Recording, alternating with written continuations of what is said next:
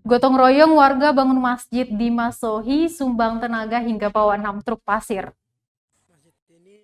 Warga antusias membantu pembangunan Masjid Asy Syuhada, RT 6 Komplek Pahlawan, Kelurahan Namailo, Kota Masohi, Maluku Tengah.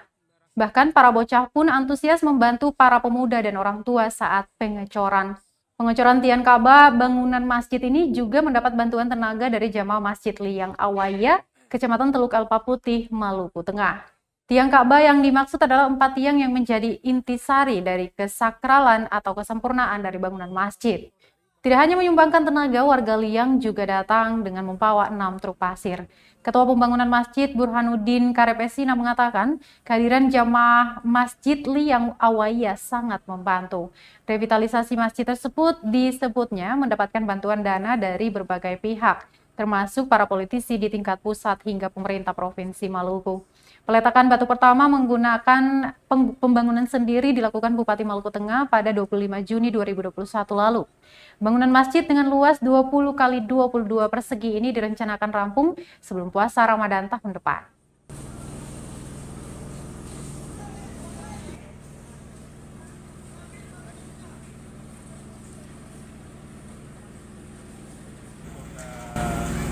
Amal jariah. Berapa lama usaha mendapatkan dana untuk pembongkaran kemudian revitalisasi ini jalan, Pak?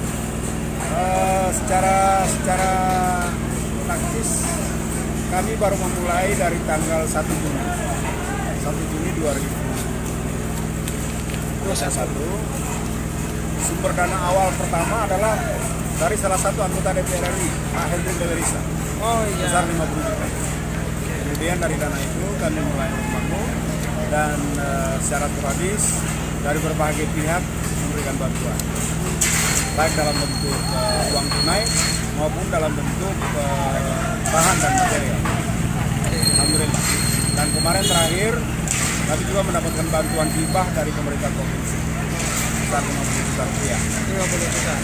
Sementara ini kami minta menunggu bantuan hibah dari pemerintah Maluku Tengah. Insya dalam 1-2 hari mendatang. Oke. Ini tiru ya. Ini dia tiru ya. Ini dia tiru ya.